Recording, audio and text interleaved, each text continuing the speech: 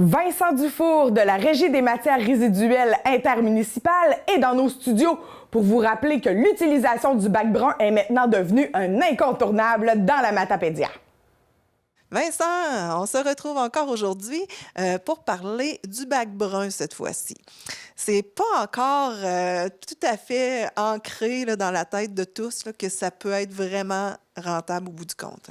Bien, effectivement, dans le fond, on sait que le bac brun est implanté ici dans la Matapédia en 2015. C'est quand même assez récent.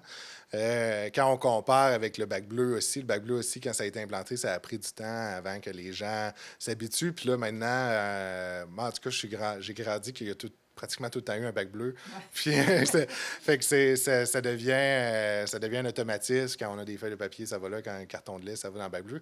Le bac brun, bien, c'est ça.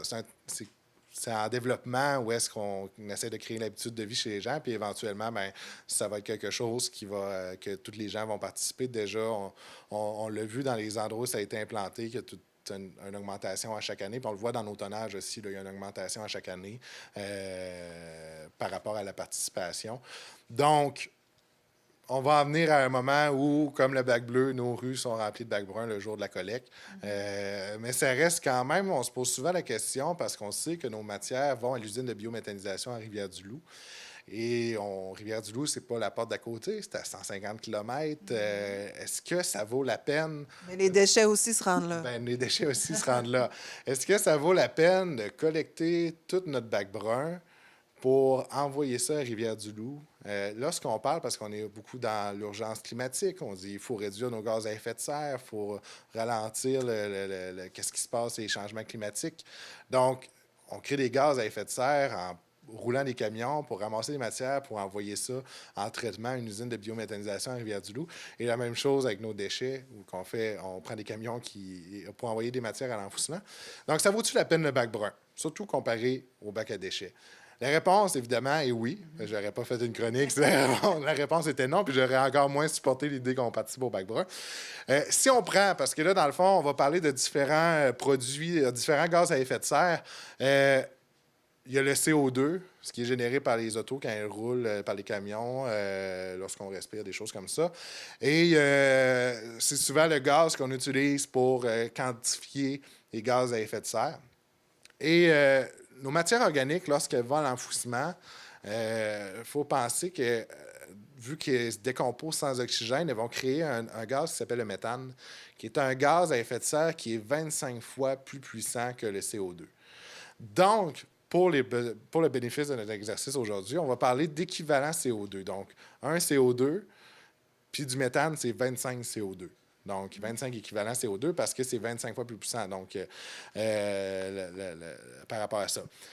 Donc, si on prend l'exercice de dire on fait une collecte porte-à-porte dans chacune des rues pour le bac brun, on va porter ça à notre centre de transfert qui est situé à Montjoly, qu'après ça, on met ça dans un plus gros camion pour pouvoir transporter le plus de matière possible en même temps et qu'on envoie ça à 150 km à Rivière-du-Loup. Évidemment, le camion fait un aller-retour.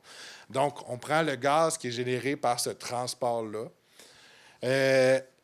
Et évidemment, il faut soustraire à ça qu'est-ce qu'on évite à l'enfouissement. Donc, le méthane qui aurait été créé si on avait envoyé à l'enfouissement versus le fait qu'on ne le crée pas et qu'on l'utilise même lorsqu'on l'envoie à biométhanisation, qu'après ça, évidemment, c'est utilisé comme compost dans les champs agricoles et que le gaz est dans le but d'être créé du biogaz qui va être revendu et réutilisé. Donc, est-ce qu'on sauve? Donc, la réponse est oui. On sauve à peu près l'équivalent de 600 tonnes équivalent CO2. Donc, 600 tonnes, évidemment, monsieur, madame, tout le monde, ça veut dire quoi, 600 tonnes? Ça donne 84 000 arbres par année. Okay. Donc, ça fait... Il faudrait planter 84 000 arbres par année. Ça te fait une bonne forêt. Oui, 84 000 arbres qui fonctionnent bien. Ça représente, si on prend une voiture, si toi et moi, on s'en va en voiture, là, 4,2 millions de kilomètres. Un méchant road trip. Un méchant road trip, c'est 10 fois la distance Terre-Lune. Et on s'entend que la Lune n'est pas à côté. Donc, c'est pour ça que ça vaut... Ça, c'est par année. C'est par année. C'est ça qu'on sauve par année d'utiliser notre bac brun actuellement, selon les efforts actuels en plus. Parce qu'évidemment, on parle d'environ 1000 tonnes de matière qui est évitée de l'enfouissement présentement dans Matapédia et la Métis. Et on pense qu'on pourrait aller en chercher facilement le double au niveau résidentiel. Et là, on va regarder pour l'implanter au niveau commercial. Donc, on va aller en chercher encore plus. Et évidemment, c'est toutes des matières qu'on détourne de l'enfouissement. Donc, qu'on ne fait pas juste mettre dans un trou et qu'après ça, c'est là, ça ne bouge plus, puis qu'on laisse ça aux générations futures, c'est des choses qu'on va être réutiliser, recycler pour faire autre chose et qui va servir, entre autres, quand je disais dans les champs agricoles, bien évidemment, on fait pousser des patates qu'on va manger. Donc, Mais ça pue faire du compost. Mais pourtant, les déchets aussi. Je ne sais pas ben, pourquoi il y a des gens c'est qui ça. sont tellement traumatisés par l'odeur du Ben, compost, c'est alors les- qu'on la retrouvait dans les c'est ça. déchets. C'est les mêmes matières, ça pue, il y a des mouches et tout ça, mais pourtant, c'est les mêmes matières. Moi, j'ai vu bien souvent des bacs à déchets qui avaient des mouches aussi. Là. C'est pas, dans le fond, évidemment, il y a des trucs et astuces pour éviter ça. On sait que les sacs de plastique compostables sont acceptés maintenant dans le bac. Gérer ça avec un sac de plastique compostable ou un sac de plastique normal dans les poubelles. Un sac de plastique compostable, ferme ça, on met ça dans le bac brun, puis ça évite beaucoup de problématiques liées aux odeurs et possiblement aux mouches ou aux vers. Le papier journal aussi. Il y a le papier journal également, lorsqu'on l'enveloppe, les mouches, ils ne peuvent pas l'atteindre, ils ne peuvent pas pondre leurs œufs, donc il n'y a pas de verre. Il y a beaucoup de gens aussi qui utilisent la technique du congélateur, donc ils mettent ça dans un contenant dans le congélateur, mettent leur matière, quand le contenant est plein ou proche de la collecte, ils vont vider ça dans leur bac brun. Ça évite parce qu'évidemment, quand c'est congelé, il n'y a pas d'odeur, il n'y a pas rien. Il y a 1001 astuces pour pouvoir éviter tous ces problèmes-là et de favoriser la participation, rendre ça plus facile. Puis même, ça va même jusque au quotidien, comment on gère ça. Évidemment, quand on épluche des patates, si on met déjà un journal, on épluche dessus, ramasse le journal, met ça là-dedans, problème réglé. On garde le bac proche du comptoir, évidemment, parce que c'est là qu'on génère des matières. Puis c'est tellement simple. Le geste est le même entre vider une assiette dans une poubelle et vider une assiette dans le bac brun lorsqu'on a fini de manger, qu'il reste des restes.